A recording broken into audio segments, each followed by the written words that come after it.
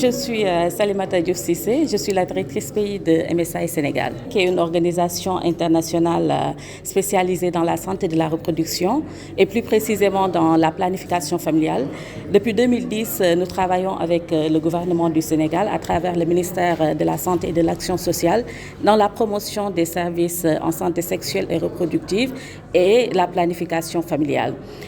Nous avons lancé notre stratégie 2030 et le premier pilier sur cette stratégie, c'est de ne laisser personne de côté. Et c'est dans cette perspective que nous avons aujourd'hui lancé ou bien organisé cet atelier en étroite collaboration avec la Direction générale de l'action sociale pour discuter avec les cibles, identifier ensemble les lacunes que cette cible rencontre dans cette demande ou bien dans cette offre de services en planification familiale et même dans les autres services dépistage du cancer du col de l'utérus ou bien le dépistage et traitement des infections sexuellement transmissibles. Donc c'est vraiment un projet qui vise à une inclusion des personnes vivant en situation de handicap dans les activités de MSI que nous faisons tous les jours. Donc c'est une réflexion commune que nous lançons aujourd'hui pour mieux entendre ce dont ils ont besoin parce que MSI aussi, notre objectif principal est d'écouter les femmes et d'apporter une offre de services adaptée. Et donc c'est dans cette même perspective que nous l'avons lancé en espérant qu'on va sortir avec des recommandations très concrètes et sur lesquelles nous allons trouver les ressources qu'il faut pour adapter cette offre de services au plus près de cette cible. Nous sommes très satisfaits de ce projet et de cette initiative qui va permettre de renforcer donc les capacités techniques de l'État du Sénégal dans le domaine de l'inclusion du handicap dans la mise en œuvre des services de santé de la reproduction et de planification familiale ciblant les personnes handicapées.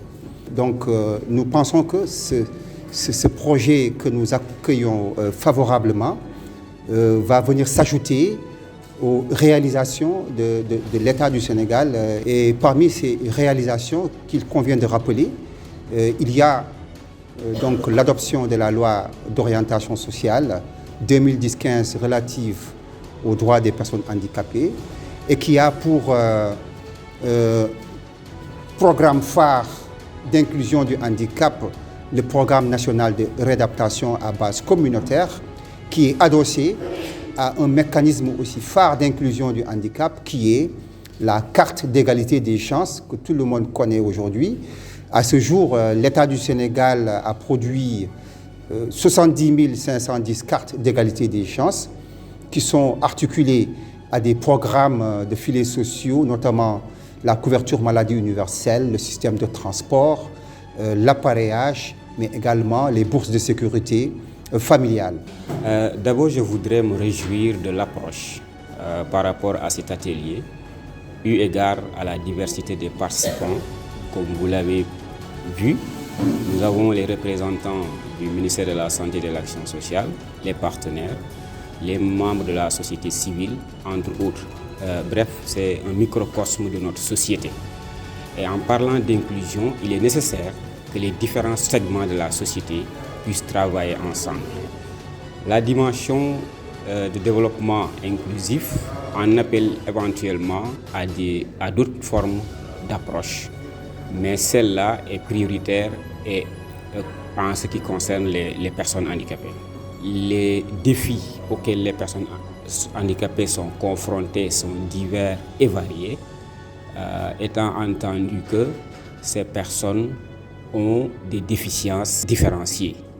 Je veux nommer des personnes handicapées visuelles, des personnes handicapées motrices, des personnes handicapées auditives, des personnes albinos, entre autres. Et chaque type de déficience a ses difficultés en parlant, par exemple, d'accessibilité. Donc, l'accessibilité est une condition sine qua non pour l'accès aux services. Parce que souvent, les centres de santé, les structures de santé peuvent être éloignées des lieux d'habitation des personnes handicapées. Donc cela constitue pour nous un défi. L'autre défi, c'est l'accessibilité par rapport aux finances, ce qu'on appelle autrement l'abordabilité. Les personnes handicapées ne sont pas toujours des personnes nanties et donc, compte tenu de cet état de fait, ont besoin d'un accompagnement par rapport à ce fait. Il y a également l'accessibilité par rapport à la qualité des services offerts. Et cette qualité des services va être renforcée par les inputs, si vous voulez, des personnes handicapées qui fréquentent ces structures.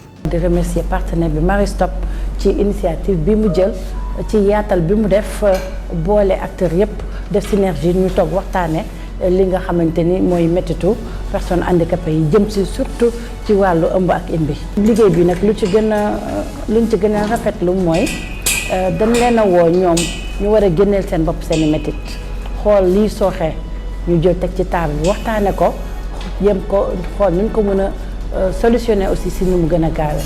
tey atelier bi nekk na atelier de partage atelier de solution pour que tey femmes handicapées yi liñ doon dund dina wàññi lu bëri donc planification familiale tey ñi si war a jiitu mooy les femmes en situation de handicap. ñun bu ñu mënee am encore un fonds boo xamante ni pour la prise en charge médicale des femmes en situation de handicap. césarienne c'est gratuit waaye médicaments yi cher nañu. ñu gën a yokk sensibilisation rek ci wàllu PF ak femmes handicapées yi ndax am na solo lool ndax boo xoolee femmes handicapées yi ñu ci gën a bëri seen accouchement dafay xaw a métti césarienne la ñuy accoucher kon ñooñu bu fekkee sensibiliser nañ leen ci wàllu planification familiale lu am solo la.